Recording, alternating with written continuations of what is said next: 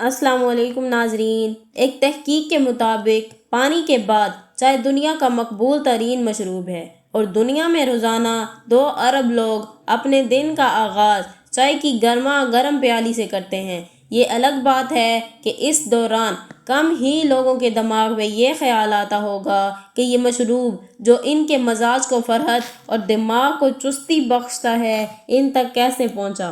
ناظرین، آج میں آپ کو بتاؤں گی کہ چائے کا آغاز کیسے ہوا اور چائے کہاں سے حاصل کی گئی۔ کیا سبز، کالی، سفید اور سرخ چائے ایک ہی پودے سے حاصل کی جاتی ہے، اور چائے کو چین سے چرا کر ہندوستان لے جانے والا کون تھا؟ تو آئیے ناظرین، چلتے ہیں ہم آج کے اس حیران کن واقعہ کی تفصیل کی طرف۔ چائے کی یہ کہانی کسی سنسنی خیز ناول سے کم نہیں۔ یہ ایسی کہانی ہے جس میں حیرت انگیز اتفاقات بھی ہیں، پرفریب جاسوسی مہم جوئیاں بھی، سامراجی ریشہ دوانیاں بھی، خوش قسمتی کے لمحات بھی اور بدقسمتی کے واقعات بھی۔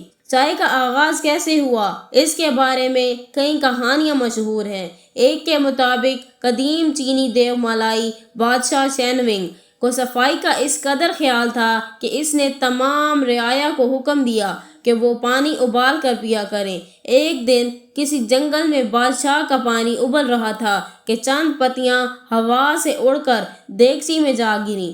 شینونگ نے جب یہ پانی پیا تو نہ صرف اسے ذائقہ پسند آیا بلکہ اسے پینے سے اس کے بدن میں چستی بھی آ گئی۔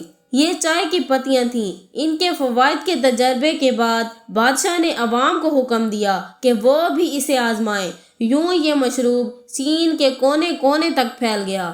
یورپ سب سے پہلے 16ویں صدی کی ابتدا میں چائے سے آشنا ہوا جب پرتگالیوں نے اس کی پتی کی تجارت شروع کر دی۔ 1 صدی کے اندر اندر چائے دنیا کے مختلف علاقوں میں پی جانے لگی، لیکن خاص طور پر یہ انگریزوں کو اتنی پسند آئی کہ گھر گھر پی جانے لگی۔ ایسٹ انڈیا کمپنی مشرق سے ہر قسم کے اجناس کی تجارت کی ذمہ داری تھی۔ اسے چائے کی پتی مہنگے داموں چین سے خریدنا پڑتی تھی اور وہاں سے لمبے سمندری راستے سے دنیا کے باقی حصوں کی ترسیل چائے کی قیمت میں مزید اضافہ کر دیتی تھی۔ اس وقت سی پیک والا راستہ دریافت نہیں ہوا تھا۔ یہی وجہ تھی کہ انگریز شدت سے چاہتے تھے کہ اپنی نو آبادی ہندوستان میں چائے اگانا شروع کر دیں تاکہ چین کا پتہ ہی کٹ جائے۔ اس منصوبے میں سب سے بڑی رکاوٹ یہ تھی کہ چائے کا پودا کیسے اگتا ہے اور اس سے چائے کیسے حاصل ہوتی ہے۔ سر توڑ کوششوں کے باوجود اس راز سے پردہ نہیں اٹھ سکا تھا۔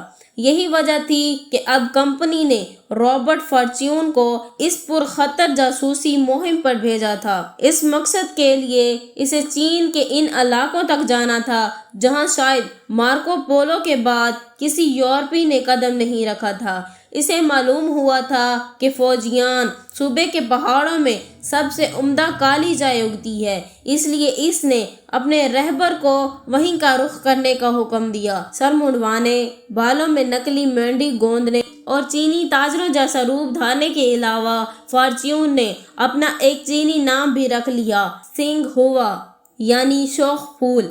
ایسٹ انڈیا کمپنی نے اسے خاص طور پر ہدایات دے رکھی تھیں کہ بہترین چائے کے پودے اور بیج ہندوستان منتقل کرنے کے علاوہ آپ پر یہ فرض عائد ہوتا ہے کہ آپ اس پودے کی کاشت اور چائے کی پتی کی تیاری کے بارے میں ہر ممکن معلومات حاصل کر کے لائیں تاکہ انہیں بروئے کار لا کر ہندوستان میں چائے کی نرسریاں قائم کرنے میں ہر ممکن مدد مل سکے۔ اس کام کا معاوضہ اسے 500 پاؤنڈ سالانہ ادا کیا جانا تھا۔ فارچیون کا کام آسان نہیں تھا۔ اسے چین سے چائے پیداوار کے طریقے ہی نہیں سیکھنا تھے بلکہ وہاں سے اس نایاب جنس کے پودے چوری کر کے لانے تھے۔ فارچیون تربیت یافتہ ماہر نباتیات تھا اور اس کے تجربے نے اسے بتا دیا تھا کہ چند پودوں سے کام نہیں چلے گا بلکہ پودے اور ان کے بیج بڑے پیمانے پر سمگل کر کے ہندوستان لانا پڑیں گے تاکہ وہاں چائے کی پیداوار بڑے پیمانے پر شروع ہو سکے۔ یہی نہیں، اسے چینی مزدوروں کی بھی ضرورت تھی تاکہ وہ ہندوستان میں چائے کی صنعتی بنیادوں پر کاشت اور پیداوار میں مدد دے سکے۔ اس دوران اسے خود چائے کے پودوں کی تمام اقسام، اگنے کے موسم، کاشت، پتی کی پیداوار، سکھانے کے طریقوں وغیرہ کے بارے میں تمام علم حاصل کرنا تھا، چاہے وہ سبز چائے ہو یا کالی، سفید ہو یا سرخ۔ فارچیون کا مقصد عام چائے کے پودے حاصل کرنا نہیں تھا، بلکہ وہ عمدہ ترین چائے حاصل کرنا چاہتا تھا تاکہ ہندوستان میں بڑے پیمانے پر چائے کا بین الاقوامی کاروبار عمدہ ترین چائے سے کیا جائے۔ آخر کشتیوں، پالکیوں، گھوڑوں اور دشوار گزار راستوں پر پیدل چل کر 3 ماہ کے دشوار گزار سفر کے بعد فارچیون کوہ وئی کی ایک وادی میں قائم چائے کے ایک بڑے کارخانے تک پہنچنے میں کامیاب ہو گیا۔ یہاں چائے کی تیز مہک کے علاوہ لکڑی کے ایک تختے نے فارچیون کا استقبال کیا۔ اس سے قبل یورپ میں سمجھا جاتا تھا کہ سبز چائے اور کالی چائے کے پودے الگ الگ ہوتے ہیں، لیکن یہ دیکھ کر فارچیون کی حیرت کی انتہا نہ رہی کہ دونوں اقسام کی چائے ایک ہی پودے سے حاصل کی جاتی ہیں۔